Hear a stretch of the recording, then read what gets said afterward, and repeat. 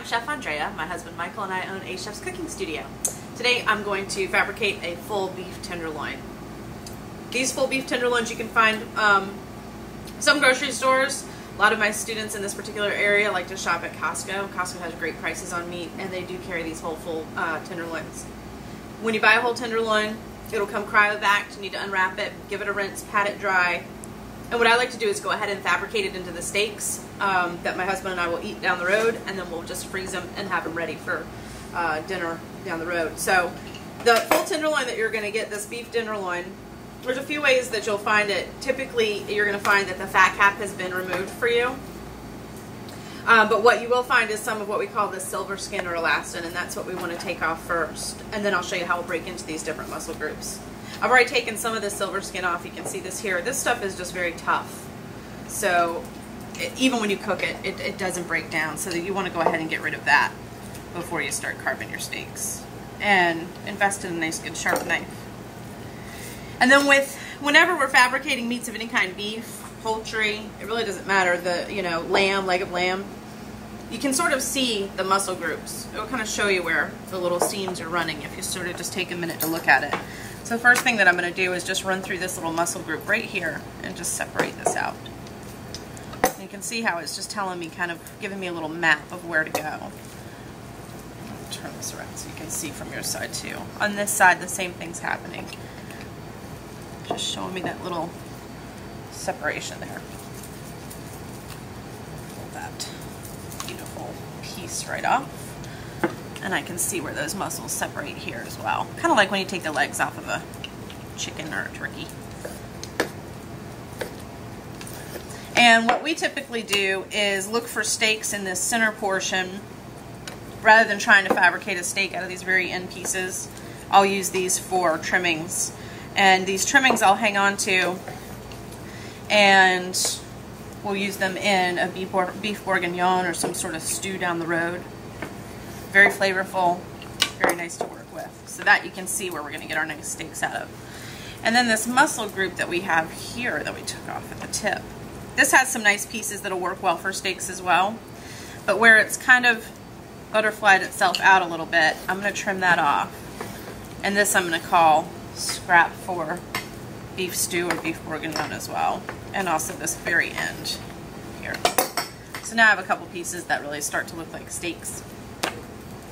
And, cut your steaks depending on your taste. I like my steaks medium rare, so I tend to cut them on the thicker side so I can get a good sear on them, but not have them overcooked right in the center. So I'm going to look at about a 4.5 or 5 ounce steak per person is about where I'll go. If you like your steaks a little more done, cutting them a little more thin works well for that. And then this isn't a must-do, but makes for a pretty presentation, and it adds a little flavor and fat to an otherwise relatively lean piece of meat. I'll just wrap them with a little bit of bacon, and they can go right into the freezer. Just like that. You can tie that with a little butcher twine if you'd like. In my experience, it tends to hold on pretty well. And ultimately, believe it or not, by the time you put this on a grill or in a pan and sear it off, ultimately you're going to lose this bacon. It's really about flavor, not about bacon that you're going to eat at the end. But it's not a must-do. That's sort of a matter of preference. And so all these steaks, what I'll do is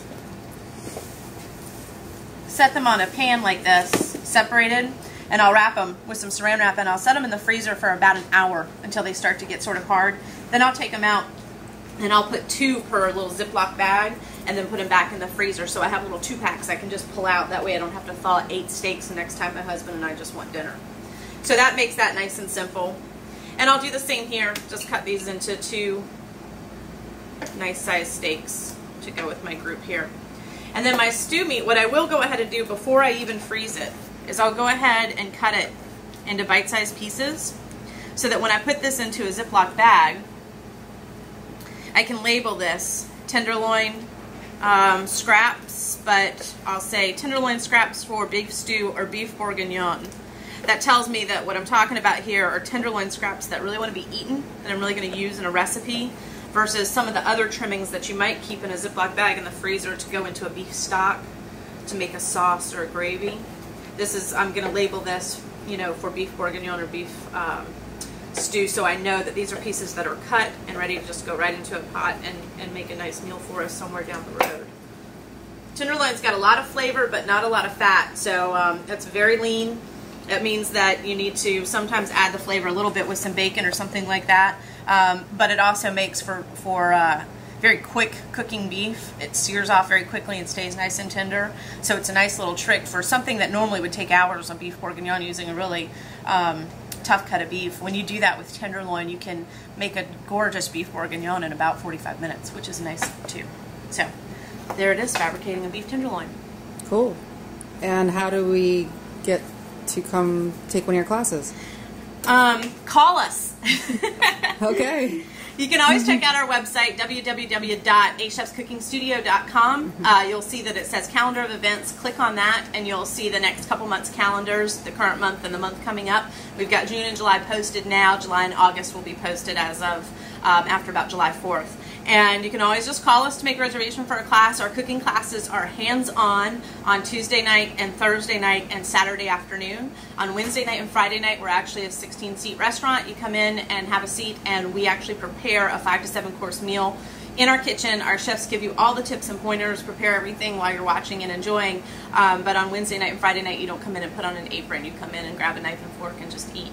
The rest of the time, you come in hands-on, put on an apron, and cook with us. Cool. Thanks. Thank you.